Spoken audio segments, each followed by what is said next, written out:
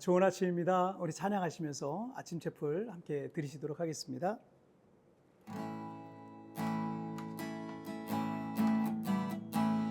나의 기도하는 것보다 더 응답하실 하나님, 나의 생각하는 것보다 더욱 이루시는 하나님,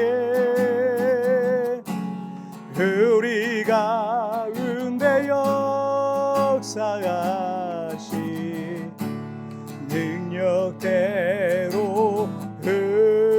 우리들의 간구함을 넘치도록 능히 하신 주님께 모든 영광과 존귀 찬양과 경배를 돌릴지어다.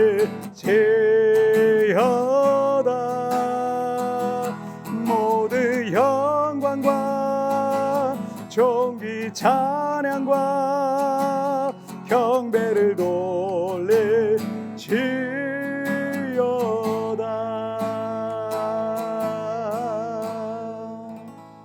아멘.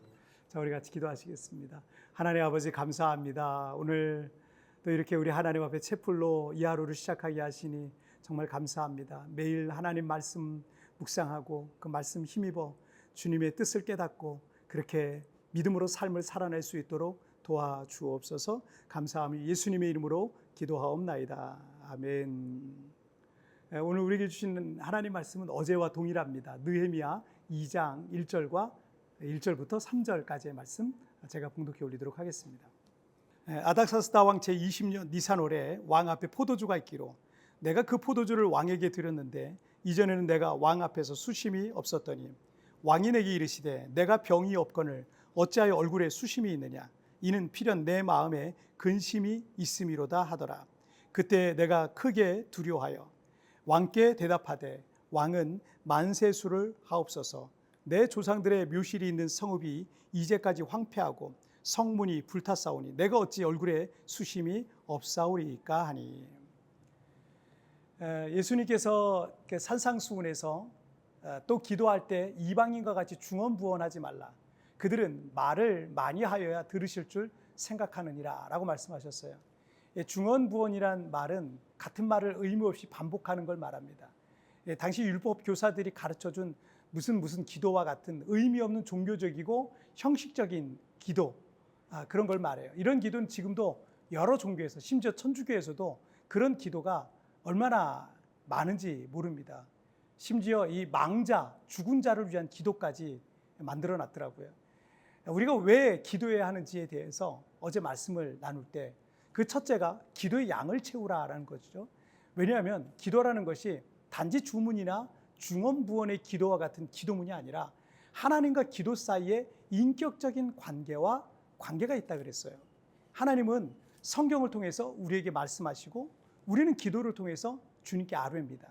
사람과 사람 사이에도 대화라는 것이 있을 때 더 친밀해지는 것과 같이 우리는 기도를 통해서 하나님과 더 깊고 친밀한 인격적 관계로 발전해 나갈 수가 있는 겁니다. 자, 그런데 성도님들이 예수님께서 중언부언하지 말라라고 하셨는데 그러면 매일 기도할 때 어제 했던 기도 또 하면 안 되나? 이런 의문이 있을 것 같아요. 여러분이 누군가와 대화할 때 전에 했던 말을 똑같이 하면 그때부터 연을 끊나요? 또는 자녀들이 부모님께 어떤 부탁을 할 때 딱 한 번만 부탁드리고 그 다음부터는 입 꼭 다물고 있어야 됩니까? 결코 그렇지 않아요. 중언부언이라는 것은 공허하고 쓸모없는 말을 말합니다. 주문과 같은 거예요. 여러분, 우리의 기도는요, 하나님과 나와의 깊은 인격적인 관계로 나아가는 인격적 교제라고 이렇게 할 수 있습니다. 자, 왜 그럼 기도해야 되는가? 오늘은 두 번째로 기도할 때 기회가 온다는 것 때문에 그래요.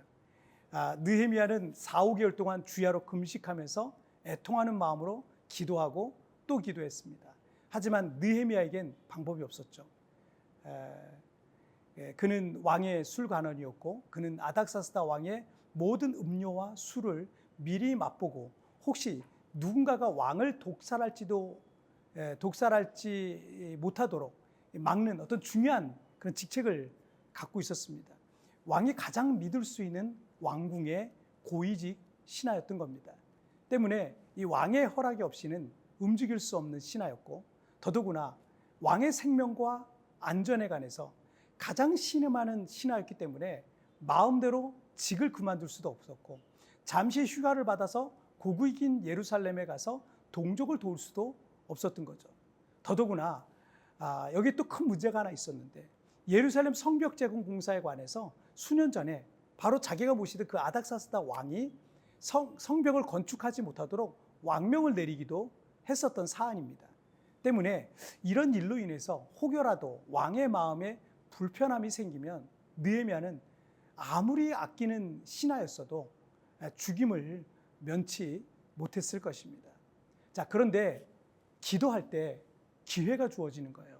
느헤미야 2장 2절을 보시면 왕이 내게 이르시되 내가 병이 없거늘 어찌하여 얼굴에 수심이 있느냐 이는 필연 내 마음에 근심이 있음이로다 하더라.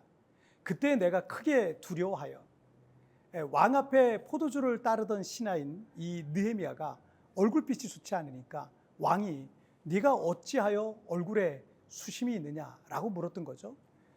여러분 요즘 우리가 어떤 식당에 갔는데 서빙하는 분이 표정이 잔뜩 일그러져 있거나 서빙을 한다면 손님 입장에서 얼마나 불쾌하겠습니까? 그런데 지금부터 2500년 전 페르시아 제국의 왕은 그냥 신적 존재였어요. 때문에 누구든 왕 앞에 나갈 때 가장 좋은 옷을 입어야 됐고 밝은 미소로 왕에게 경의를 표해야 했습니다. 에스더서를 보면 왕비 에스더가 왕 앞에 허락 없이 함부로 나가면 죽을 수도 있다라는 걱정을 했던 내용이 나오잖아요. 그거 아실 거예요.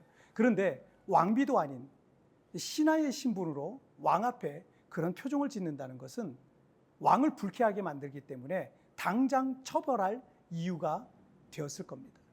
자, 그래서 이 구절의 하반절에서 느헤미야가 그때 내가 크게 두려워하여 라고 되어 있는 거예요. 왕이 불쾌하다고 만약에 저놈을 당장 참수해라 그러면 재판이고 뭐고 없이 그냥 바로 목이 베어지는 그런 시대였습니다.